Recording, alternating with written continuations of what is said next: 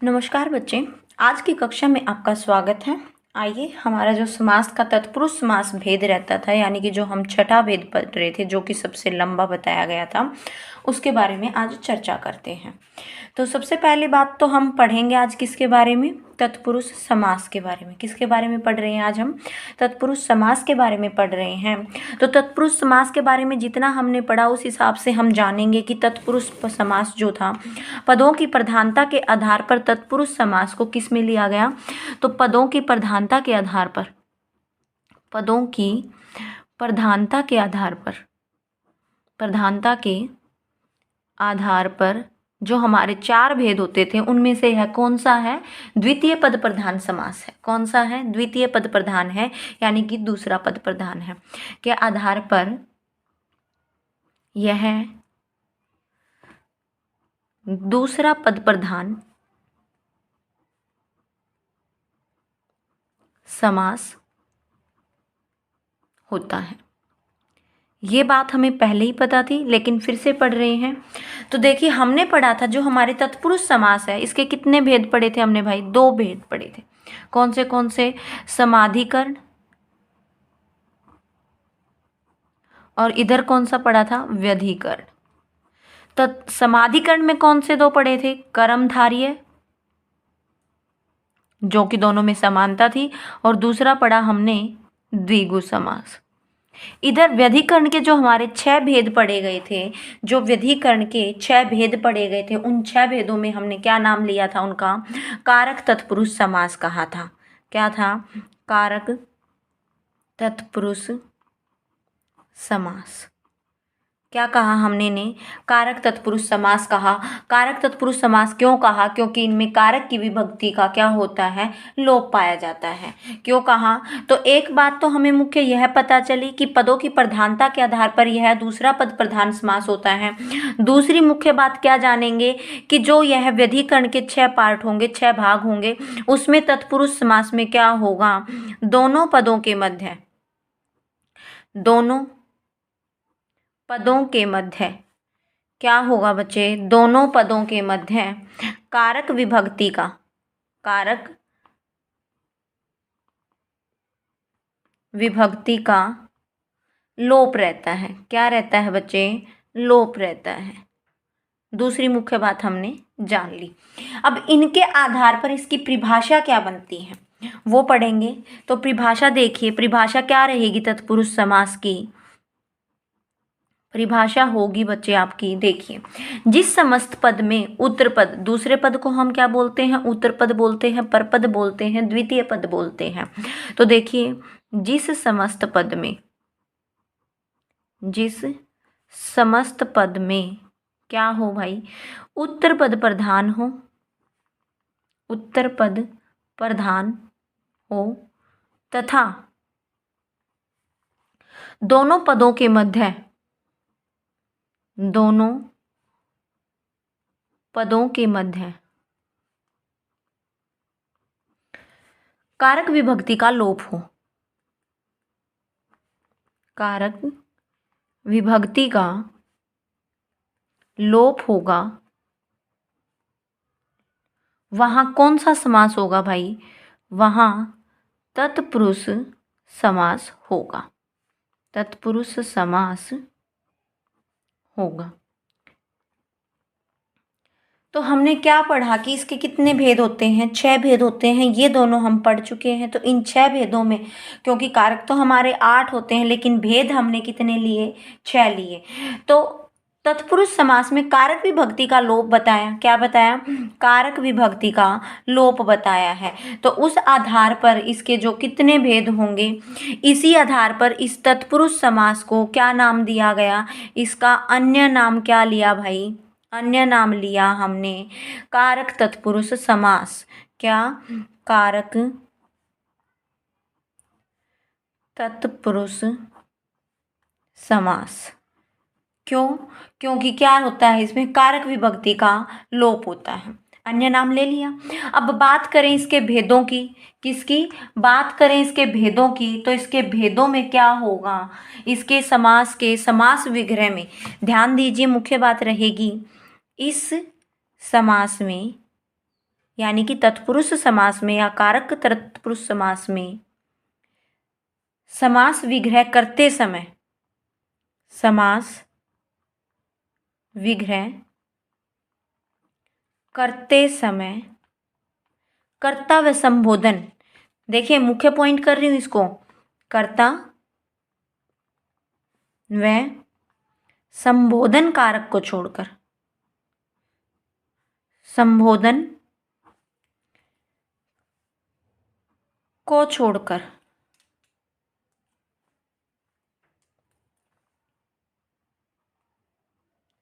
कारक को छोड़कर शेष रहे 6 कारकों की, शेष रहे यानी कि बचे हुए 6 कारकों की, 6 कारकों की विभक्तियां प्रयुक्त होती हैं, विभक्तियां प्रयुक्त होती हैं। यानी कि हमारे कितने भेद हो गए? 6 भेद हुए। कौन सा? देखिए, कर्म कारक तत्पुरुष समास। दूसरा कौन सा होगा? कर्ता को तो छोड़ दिया, वो तो हमने पढ़ाई है। कर्ता ने कर्म को कर्ण से संप्रदान के लिए अपादान से जुदाई संबंध काके की अधिकरण में पर संबोधन हे अरे, ये बात हमने महत्वपूर्ण तरीके से पढ़ ली थी। तो देखिए, कर्म कारक तत्पुरुष समास पहला हो गया। दूसरा हो जाएगा आपका कर्ण कारक तत्पुरुष समास। कौन सा? कर्ण कारक तत्पुरुष समास। तीसरा होगा बच्चे संप्रदान कारक तत्पुरुष समास, संप्रदान कारक तत्पुरुष समास। चौथा है आपका अपादान कारक तत्पुरुष समास, अपादान कारक तत्पुरुष समास। और आपका बच्चे पांचवा और छठा आता है,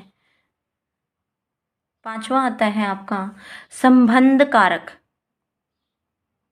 संबंध कारक तत्पुरुष समास। और आपका छठा बचता है, अंतिम जो इसका भाग होगा वो है बच्चे अधिकरण कारक तत्पुरुष समास। तो ये थे हमारे कितने भाग? कारक के जो 6 भाग थे, यानी कि तत्पुरुष समास के जो 6 भेद थे, हमने उनको लिख लिया। अब हम इन्हीं का वर्णन करेंगे, इन्हीं का वर्णन, इन्हीं के बारे में पढ़ेंगे। तो पहला भेद लेते हुए चलते हैं, आगे बढ़ते हैं। पहला भेद है बच्चे आपका कौन सा? कर्म कारक तत्पुरुष समास, कर्म कारक तत्पुरुष समास, कर्म कारक तत्पुरुष समास। तो देखिए, अगर बात करें कर्म कारक की, तो कर्म कारक की विभक्ति क्या होती है बच्चे? कर्म कारक की विभक्ति होती है हमारी को। तो यानी क्या? तो इस समास में जो विग्रह करेंगे तो क्या होगा? विग्रह के समय, विग्रह के समय, विग्रह के समय दोनों पदों के मध्य, दोनों पदों के मध्य जो का विभक्ति है,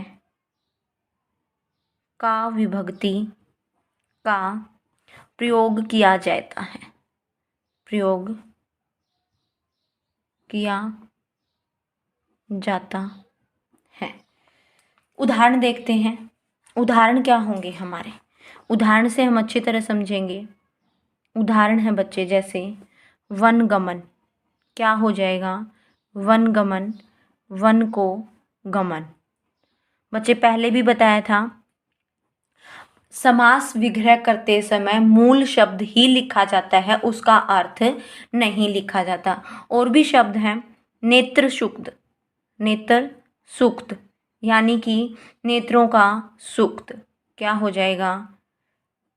नेत्रों का सूक्त। आगे है बच्चे गिरहकट।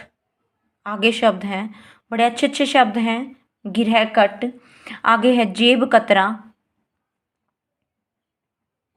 क्या है? जेब कतरा। और भी शब्द लें तो बच्चे आगे है आपका स्वर्ग प्राप्त।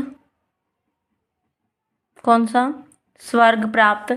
गिरहकट, गिरह को काटने वाला। जेब कतर, जेब को कतरने वाला। स्वर्ग प्राप्त, स्वर्ग को प्राप्त। गगनचुंबी, गगन को चूमने वाला या छूने वाला। गगन को, गगन चुंबी। ऐसे अनेकों शब्द हैं। परलोक गमन, देशभक्त, चिड़ी मार, ऐसे बहुत सारे शब्द हैं। चिड़ी मार, ये इनके क्या होंगे बच्चे? उदाहरण होंगे, चिड़ी को मारने वाला। आगे दूसरे भाग की बात करें। किसकी बात करें? दूसरे भाग की बात करते हैं। दूसरा है हमारा कर्ण कारक। कौन सा? कर्ण कारक तत्पुरुष समास। कर्ण कारक तत्पुरुष समास। अब देखिए कर्ण की विभक्ति क्या होती है? कर्ण की विभक्ति होती है बच्चे से। क्या होती है? से। लेकिन हमने पढ़ा है कि कर्ण कारक और जो अपादान कारक है, क्या? कर्ण कारक और अपादान कारक दोनों की विभक्तियां क्या होती हैं? से होती हैं, समान होती हैं देखने में, लेकिन इनके अर्थ में क्या होती है? भिन्नता होती है।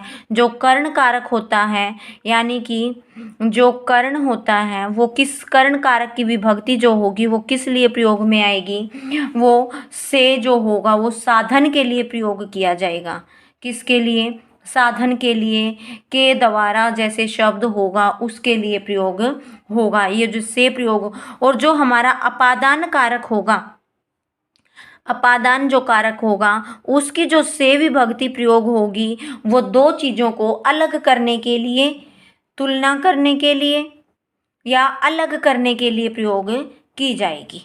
ठीक है, तो अब बात करें तो इनके दोनों पदों के कर्ण कारक की बात कर रहे थे हम। किसकी बात कर रहे थे? कर्ण कारक की बात कर रहे थे। कर्ण कारक की।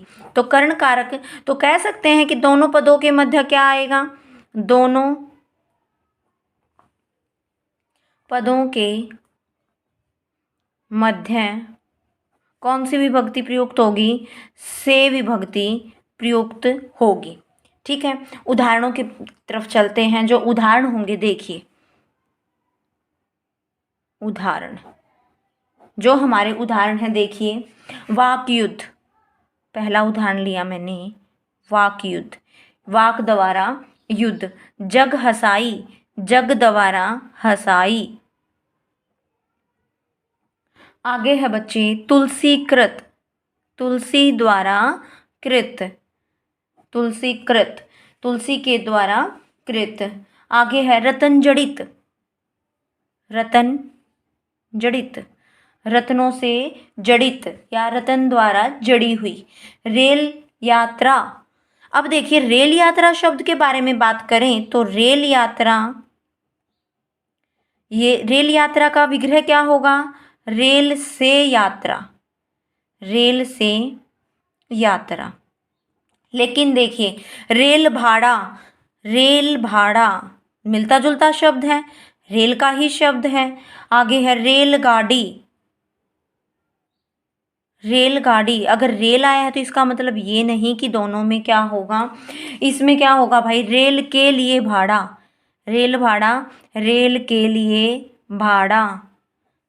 और इसमें कौन सा समास होगा भाई? संप्रदान होगा। कौन सा? संप्रदान कारक तत्पुरुष समास होगा, जो कि संप्रदान होगा। और रेलगाड़ी जो शब्द होगा इसमें कौन सा होगा? लुप्त पद तत्पुरुष समास होगा, लुप्त पद तत्पुरुष समास होगा। अब लुप्त पद कहाँ आ गया, कैसे आया, इसके बारे में आगे चर्चा करेंगे। किसके बारे में आगे चर्चा करेंगे? लुप्त पद के बारे में आगे चर्चित होगा। आगे देखिए अब जो हमारा भेद रहेगा, आगे जो हमारा भेद रहेगा तीसरा जो होगा वो क्या है हमारा संप्रदान। कौन सा है भाई तीसरा? संप्रदान तत्पुरुष समास। संप्रदान तत्पुरुष समास। संप्रदान तत्पुरुष समास की बात अगर करें तो वही बात आती है, इसकी विभक्तियां क्या होगी? के लिए या को, के लिए या को। अब देखिए उदाहरण देखिए, विद्यालय, विद्यालय। अगर उदाहरणों की बात करें तो पहला उदाहरण हमने क्या लिया? विद्यालय। विद्या के लिए आलय। आलय का मतलब क्या होता है? घर होता है। तो पहले भी हमने पढ़ा था कि समास विग्रह करते समय क्या होगा? मूल शब्द ही लिखा जाएगा, उसका अर्थ नहीं लिखा जाएगा। ठीक है। आगे है रसोई घर। रसोई घर। और शब्द ले लीजिए न्यायालय। न्याय के लिए आलय। और शब्द है डाक गाड़ी। डाक के लिए गाड़ी। आगे शब्द है विधान परिषद। हाँ, यह महत्वपूर्ण शब्द है। देखिए विधान परिषद अगर बात करें तो विधान परिषद, अगर विधान परिषद आता है और एक शब्द आता है, एक शब्द और लिख रही हूं इसके साथ में, मंत्री परिषद। दिखने में दोनों सेम है, समान रूप से दिखाई दे रहे हैं क्योंकि दोनों में परिषद का प्रयोग हुआ है, लेकिन दोनों के विग्रह में फर्क रहेगा और दोनों के समास में भी क्या रहेगा? अंतर आएगा। देखिए अगर विधान परिषद हो रहा है तो विधान के लिए परिषद, यानी कि क्या? विधान के लिए परिषद। अब हम सिंपल सी बात है सीधा पढ़ेंगे कि मंत्रियों के लिए परिषद नहीं, यहाँ पे क्या आएगा? मंत्रियों की परिषद। क्या होगा? मंत्रियों की परिषद। और किस में चला जाएगा बच्चे? ये संबंध कारक तत्पुरुष समास में चला जाएगा। संबंध कारक तत्पुरुष समास में। तो विग्रह करते हुए ध्यान दें, जरूरी नहीं है कि दोनों शब्द एक जैसे मिलजुल रहे हैं तो वो उसमें कौन सा समास होगा? संप्रदान या दोनों मिलने वाले शब्दों में कौन सा समास होगा? समान समास होगा। नहीं, उसके विग्रह पर ध्यान देते हुए हम क्या करेंगे? आगे ध्यान देंगे। इसी प्रकार देखिए बलि पशु और पशु बलि दोनों दिखने में समान है, सुनने में समान है। मैं लिख रही हूं बलि पशु, यानी कि देखिए अब, और एक लिखा मैंने पशु बलि, तो यहां तो हो गया बलि के लिए पशु। क्या हो गया? बलि के लिए पशु। तो यहाँ तो हमारा कौन सा समास हुआ भाई? के लिए। संप्रदान हो गया। कौन सा समास आ गया? संप्रदान आ गया। अब बच्चे कहेंगे कि मैडम पशु बलि भी तो वैसा ही, पशु के लिए बलि। नहीं, पशु की बलि। क्या होगा? पशु की बलि। तो पशु की बलि आएगा तो कौन सा समास जाएगा बच्चे? की बलि, यानी कि आपका संबंध कारक तत्पुरुष समास होगा। ठीक है। आगे बात करते हैं, जो हमारा चौथा पार्ट है उस पे चलते हैं आगे। चौथा पार्ट है बच्चे हमारा अपादान कारक तत्पुरुष समास। अपादान कारक तत्पुरुष समास। अब देखिए अपादान कारक तत्पुरुष समास की अगर बात करें तो सबसे पहली तो इसकी विभक्ति हमने पीछे पढ़ी थी, क्या होती है? से होती है, जो कि कर्ण कारक के साथ हमने इनको दोनों से क्या किया था? दोनों में अंतर जाना था। तो अपादान में क्या था कि या तो तुलना हो रही थी या दो चीज़ों को अलग कर रही थी। उदाहरण के साथ समझेंगे बच्चे। उदाहरण बोलता है आपका, पहला उदाहरण बोल रहा है देश निकाला। कौन सा?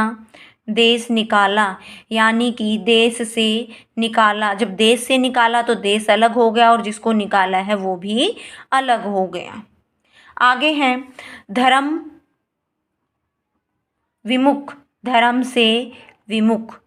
आगे शब्द है बच्चे पद भ्रष्ट, यानी कि पद से भ्रष्ट। आगे शब्द है मार्ग भ्रष्ट। मार्ग से भ्रष्ट। आगे शब्द है बच्चे ऋण मुक्त, यानी कि ऋण से मुक्त। ये तो शब्द थे जो हम नॉर्मली से पढ़ते हैं, साधारण पढ़ते हैं, लेकिन देखिए जो अनेकों शब्द होते हैं जो अध्ययन के माध्यम से यानी कि उनको अलग किया जाता है। देखिए कुछ शब्द मैं लिख रही हूं यहाँ पे, विद्या धन के शब्द। देखिए अब विद्या धन, विद्या धन यानी कि क्या होगा, विद्या से धन। अब विद्या धन को छोड़िए, पहले देखिए गुर्वाधित, गुर्वाधित। अब गुर्वाधित क्या होता है, गुरु से आधित, यानी कि गुरु से अधित का अर्थ होगा बच्चे, क्या अर्थ होगा, अधित का अर्थ होगा अध्ययन, क्या होगा, अध्ययन अर्थ होगा। आगे है आचार्याधित, आगे शब्द लिख रही हूं बच्चे, आचार्याधित। आगे शब्द लिख रही हूं ब्रह्मादित, ब्रह्मादित।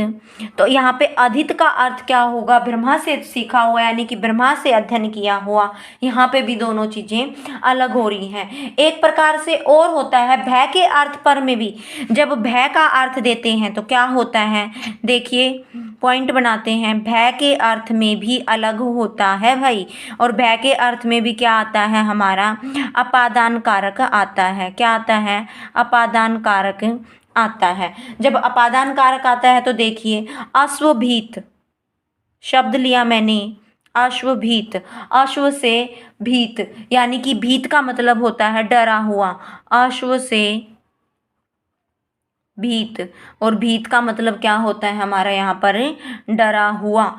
और हमने पहले भी पढ़ा था कि समास विग्रह करते समय मूल शब्द ही लिखा जाता है, उसका अर्थ नहीं लिखा जाता। गजभीत और उदाहरण है गजभीत। आगे है स्वानभीत, कौन सा, स्वानभीत।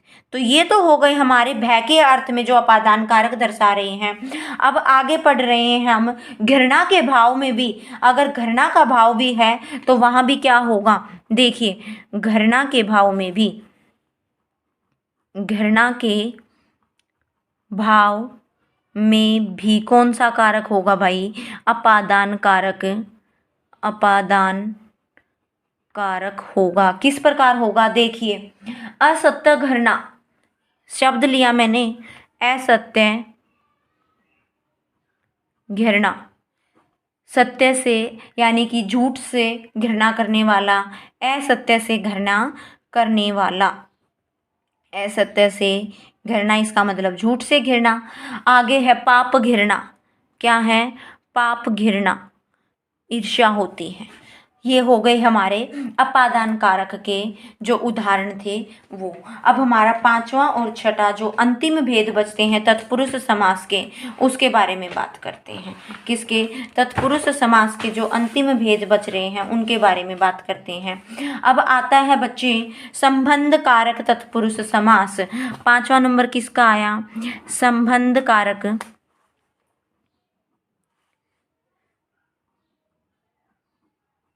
संबंध कारक तत्पुरुष समास। अब देखिए इसकी विभक्ति क्या होती है, पहले तो विभक्तियों के बारे में बात करें। का, के, की, रा, रे, री, ना, ने, नी। तो बच्चों हमने का, के, की और रा, रे, री के बारे में पढ़ा है, ना, ने, नी के बारे में आज पढ़ेंगे।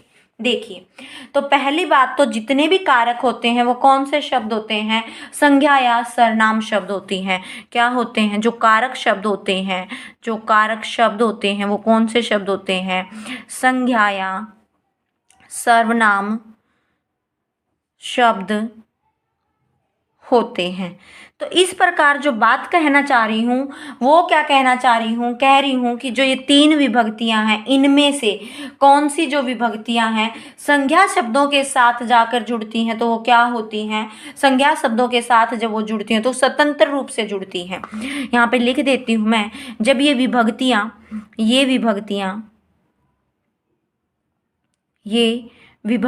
क्या हो, संज्ञा शब्दों के साथ जब जुड़े, संज्ञा शब्दों के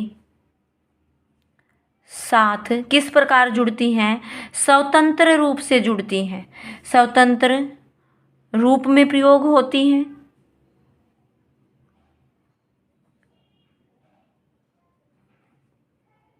तथा सर्वनाम शब्दों के साथ, किसकी बात कर रहे हैं, सर्वनाम शब्दों के साथ या पदों के साथ किस प्रकार प्रयोग होंगी, संयुक्त रूप से प्रयोग होंगी। किस प्रकार प्रयुक्त होंगी भाई, संयुक्त रूप से प्रयोग होंगी। अब देखिए मैं उदाहरण बताती हूँ। अब देखिए मैंने लिखा उदाहरण में, राम का भाई सीता की बहन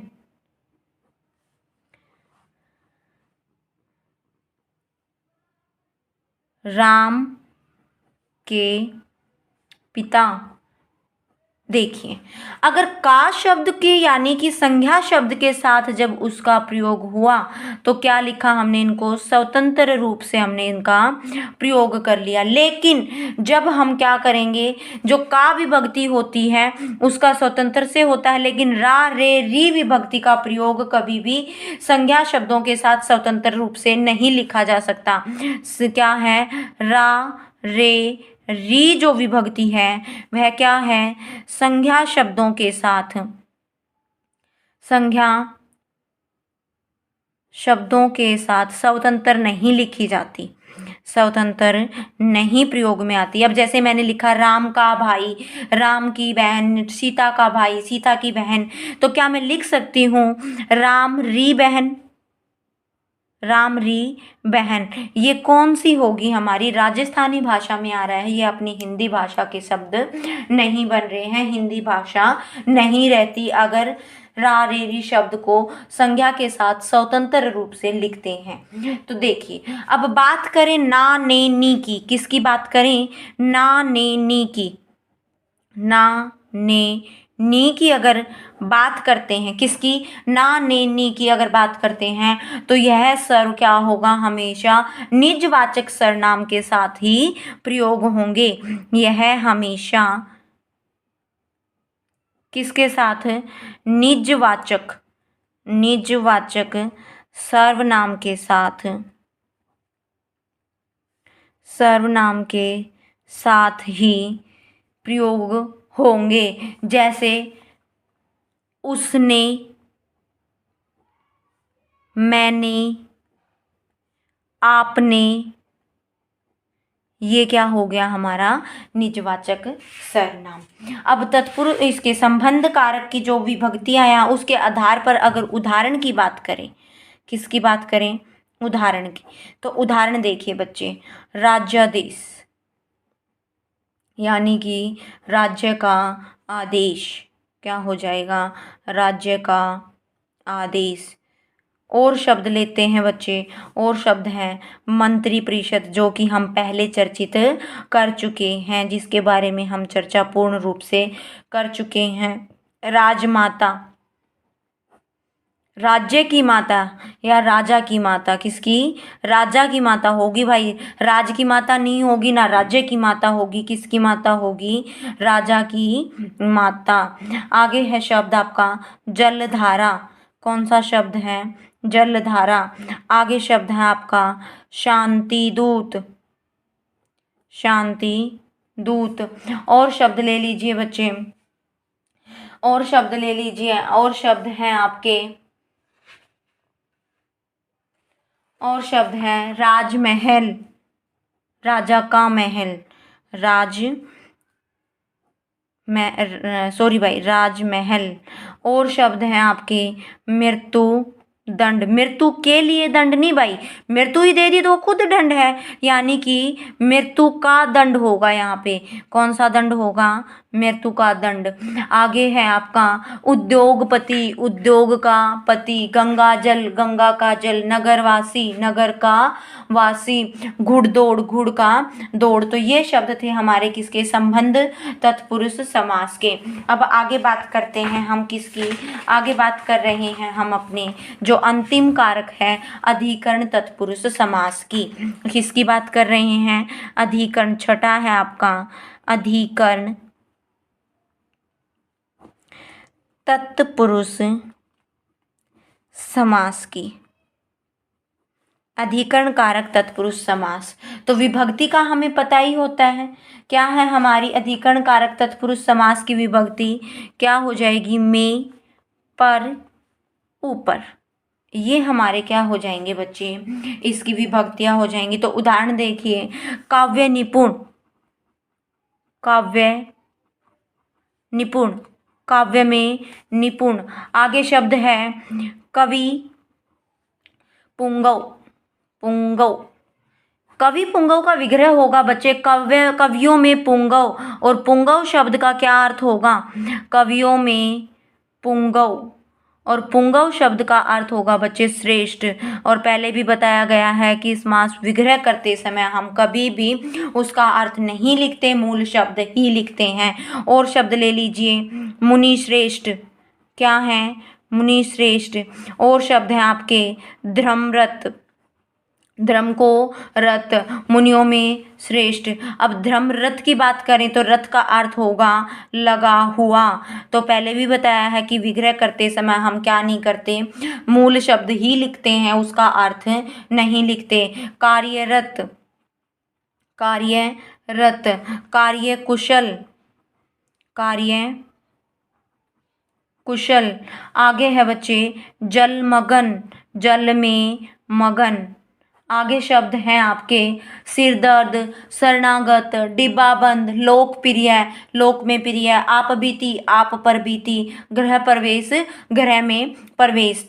तो यहाँ तक हमने पढ़े क्या? समास जो था वो हमारा मुख्य समास जो था वो हमने पढ़ लिया। लेकिन जब हम आगे पढ़ रहे हैं वो देखिए क्या पढ़ रहे हैं, अन्य तत्पुरुष समास, यानी कि समास तत्पुरुष समास के, तत्पुरुष समास के अन्य भेद, अन्य भेद। बच्चे मैं आपको ये नहीं कह रही हूँ कि आपको 4 पे निशान लगाना है या ये बताना नहीं। अगर आपसे प्रश्न पूछा जाता है कि तत्पुरुष समास के कितने भेद होते हैं तो बिना सोचे समझे आपके 6 भेद होते हैं। इन 4 भेदों का जिक्र नहीं किया जाता, लेकिन ये भी महत्वपूर्ण है। वो किस दृष्टि से महत्वपूर्ण है? सबसे पहले इनके बारे में जानते हैं कि ये होते कौन से हैं। पहला होता है बच्चे अलुक तत्पुरुष समास, अलुक तत्पुरुष समास। दूसरा है बच्चे आपका उपपद तत्पुरुष समास। तीसरा है आपका नय तत्पुरुष समास, नय तत्पुरुष समास। और अंतिम और चौथा जो वर्णन होगा वो होगा लुप्त पद तत्पुरुष जमा समास, जो कि बहुत ही महत्वपूर्ण है। तत्पुरुष समास देखिए, अगर अलुक तत्पुरुष समास की बात करें, यानी कि कारक तत्पुरुष समास ही होता है। ये क्या होता है? कारक तत्पुरुष समास ही होता है। क्यों होता है? अगर कारक तत्पुरुष समास का कोई भी उदाहरण दे दिया जाए और उनमें उनके उदाहरणों के साथ साथ उनका नाम ना देकर इन चारों में से नाम दिया जाए तो आप किस पर निशान लगाएंगे? अलुक तत्पुरुष समास पर निशान लगाएंगे। किस पर निशान लगाएंगे? अलुक तत्पुरुष समास पर निशान लगाएंगे। इसको मैंने स्टार लगाया क्योंकि ये महत्वपूर्ण होता है, ये आता है, ये आपके जो तुलनात्मक परीक्षा होती हैं उनमें पूछा जाता है। तो अब बात कर रहे हैं हम किसकी? पहला लिखा हमने अलुक तत्पुरुष, अलुक तत्पुरुष समास। अलुक तत्पुरुष समास क्या होता है? देखिए, जहां कारक विभक्ति बाद वाले पद में हो। देखिए क्या हो? जहां कारक विभक्ति, कारक विभक्ति बाद वाले पद में रहे, यानी बाद वाले पद में रहे तो दूसरे पद में रहे। किस में रहे, दूसरे पद में रहे। और दूसरा पद जो था हमारा वो किस में प्रधान था, तत्पुरुष समास में प्रधान था। तो वही बात आ रही है, जब तत्पुरुष समास का यानी कि कारक तत्पुरुष समास का उदाहरण दिया जाता है और आपको उनके भेदों के नाम ना देकर इन 4 भेदों के नाम दे दिए जाएं, तो आप किस पे निशान लगाएंगे, अलुक तत्पुरुष समास पर निशान लगाएंगे। किस पर निशान लगाएंगे, अलुक तत्पुरुष समास पर निशान लगाएंगे। तो ये था हमारा अलुक तत्पुरुष। उदाहरण देखिए, ठेकेदार, क्या लिखा मैंने, ठेकेदार, ठेके में का दार, क्या है, ठेके का दार। उससे आगे है बच्चे थानेदार, थाने का दार। चूहेदानी, चूहे की दानी। अगर इनकी बात करें तो यहाँ पे कौन सी विभक्तियां आ रही हैं, हमारी कारक की ही विभक्तियां आ रही हैं। आगे है ऊटपटांग शब्द है आपका, ऊटपटांग, ऊंट पर टांग, अधिकरण तत्पुरुष समास की है। कौन से की है, ऊंट पर टांग। तो ये जो मैं बात कह रही थी कि अगर इसका कोई भी उदाहरण देकर आपको उन भेदों के नाम ना दिए जाएं और इन 4 के नाम दिए जाते हैं, तो आप किस पर निशान लगाएंगे, अलुक तत्पुरुष समास पर निशान लगाएंगे। अब हम बात करते हैं दूसरे भेद की, और दूसरा भेद है हमारा उपपद तत्पुरुष समास। कौन सा बच्चे, उपपद तत्पुरुष समास। देखिए, उपपद तत्पुरुष समास, सीधी सी भाषा में अगर कहूं कि जो समास प्रत्यय लगाकर बने हों, कौन से, प्रत्यय जोड़कर बनाए गए हों, वो कौन से समास होंगे आपके, उपपद। फिर भी हम परिभाषा लिख लेते हैं। वे प्रत्यय, देखिए, वे प्रत्यय जो भाषा में स्वतंत्र प्रयुक्त नहीं होते, स्वतंत्र प्रयुक्त नहीं होते, उन्हें जोड़कर बनाए गए सामासिक पद क्या कहलाएंगे, उन्हें जोड़कर बनाए गए सामासिक पद या समस्त पद कह सकते हैं, सामासिक पद उपपद तत्पुरुष समास के अंतर्गत आते हैं। किसके अंतर्गत आते हैं, उपपद तत्पुरुष समास के अंतर्गत। तो हमने क्या पढ़ा, सिंपल सी भाषा में, जैसे मैंने साधारण भाषा में पहले बोला था कि जो शब्द हमारे किसके साथ प्रयोग होंगे, प्रत्यय लगाकर प्रयोग किए जाएंगे।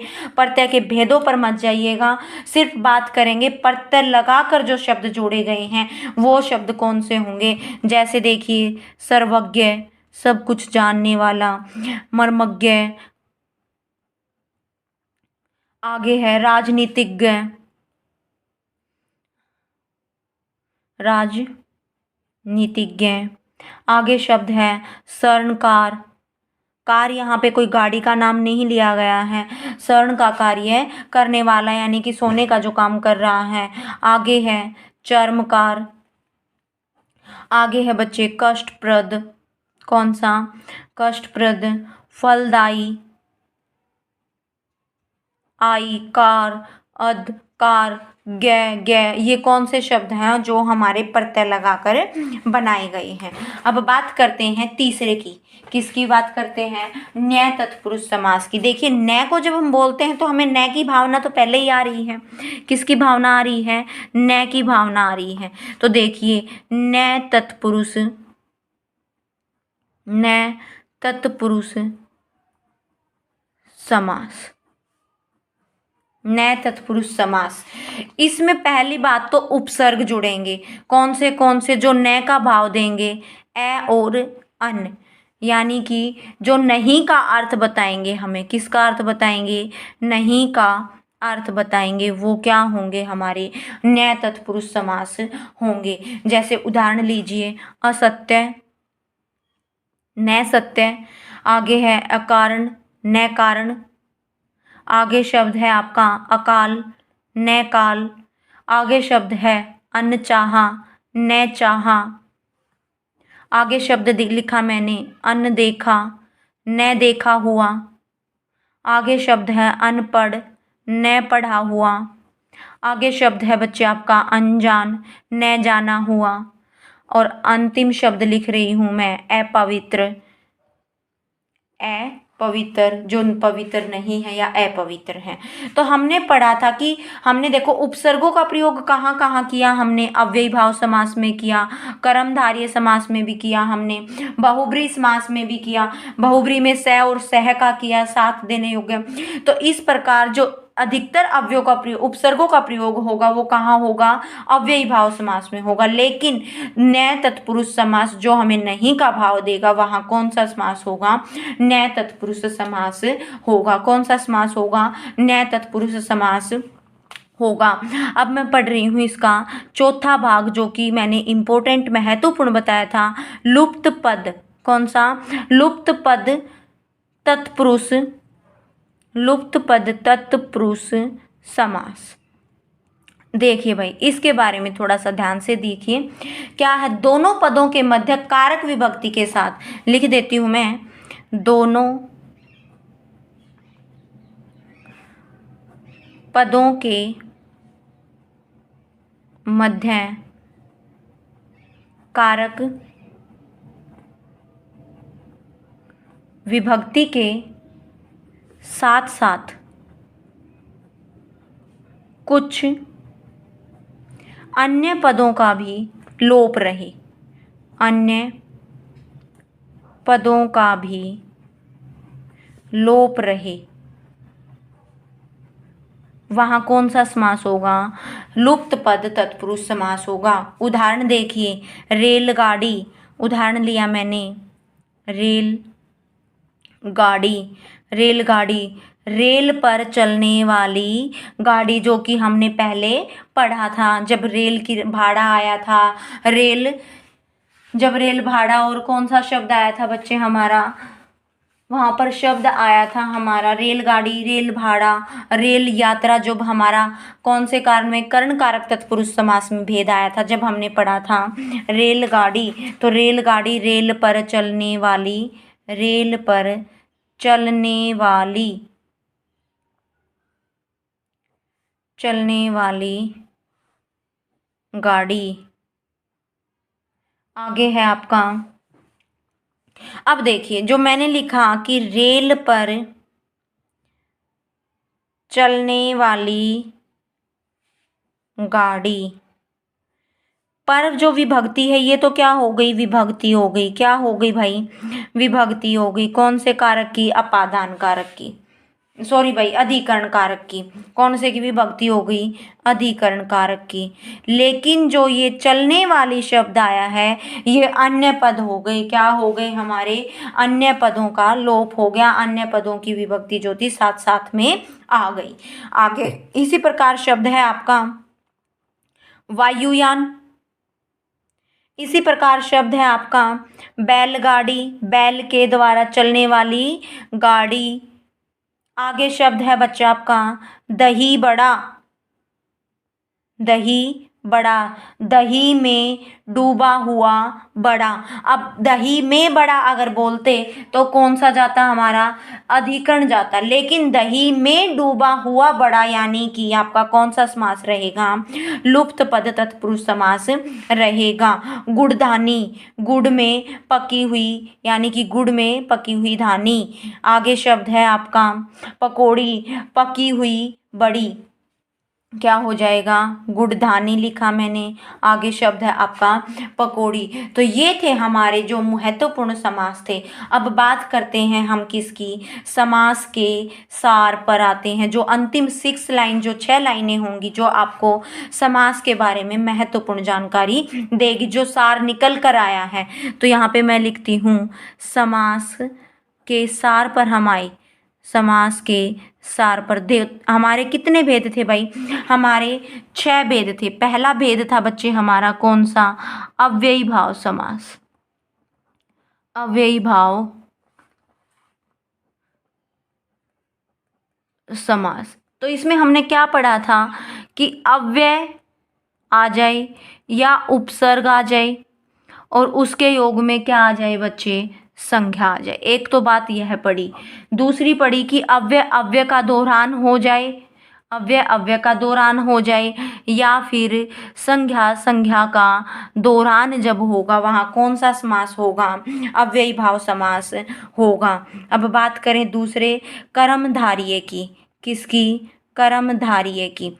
कर्मधारय की बात करें तो क्या था, असंख्यावाची, असंख्यावाची विशेषण, असंख्यावाची विशेषण योग में क्या था, संज्ञा था। और इसी प्रकार दूसरा क्या बना था कि विशेषण विशेषण का दोहरान हो जाए, किसका, विशेषण विशेषण का दोहरान हो जाए। और क्या हो जाए, जो उपसर्ग होंगे वो उपसर्ग को विशेषण पद बना दे। क्या, उपसर्ग को विशेषण पद बना दे। वहाँ पे कौन सा समास होगा, वहाँ भी हमारा कर्मधारय समास होगा। तीसरे की बात करते हैं, द्विगु समास। कौन सा भाई, द्विगु समास, यानी कि जिसमें क्या था भाई, संख्यावाची विशेषण, यानी कि प्रथम पद हमारा संख्यावाची हो, संख्यावाची शब्द आए और योग किसका हो जाए बच्चे, संज्ञा का हो जाए। वहाँ कौन सा समास था हमारा, द्विगु समास था। अब चौथा जो था हमारा कौन सा, द्वंद्व समास में हमने दो ही बात पढ़ी थी, क्या, एक ही बात पढ़ी थी, बल्कि या तो विलोम शब्द हो या विलोम जैसे शब्द हो, या तो विलोम शब्द हो या विलोम जैसे शब्द हो, विलोम जैसे शब्द हों। वहाँ कौन सा समास होगा आपका, द्वंद्व समास होगा। चौथा हो गया। पांचवें की बात करें तो बहुब्रीहि समास। क्या हो, बहुब्रीहि समास में हमने क्या पढ़ा कि एक तो पर्यायवाची शब्द आ जाए, पढ़ा था हमने, बिल्कुल पढ़ा था भाई, पर्यायवाची शब्द आ जाए।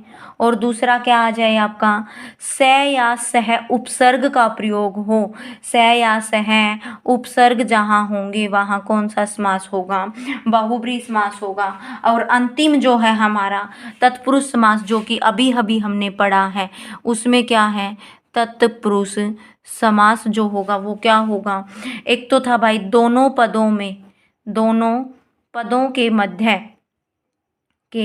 मध्य क्या आए, कारक विभक्तियां, कारक विभक्तियां। दूसरा क्या था कि ए और अन, न्याय तत्पुरुष समास अभी अभी हमने पढ़ा। और तीसरा आया हमारा प्रत्यय का। और चौथा आ गया हमारे जो लुप्त पद थे उनके बारे में। तो यहाँ ये हो गया आपका क्या, इसका चाहे तो आप स्क्रीनशॉट लेके या अपने किसी जो आप नोट्स बना रहे हैं उनमें आप इनको लिख सकते हैं। तो जो हमारा समास का सार होगा, महत्वपूर्ण सार यही होगा। आज हमारे समास जो है वो पूर्ण होते हैं। अगली कक्षा जो होगी वो हमारी शब्द विचार को लेकर होगी। किसको होगी, शब्द विचार को लेकर होगी। आज के लिए इतना ही। धन्यवाद। जय हिंद, जय भारत।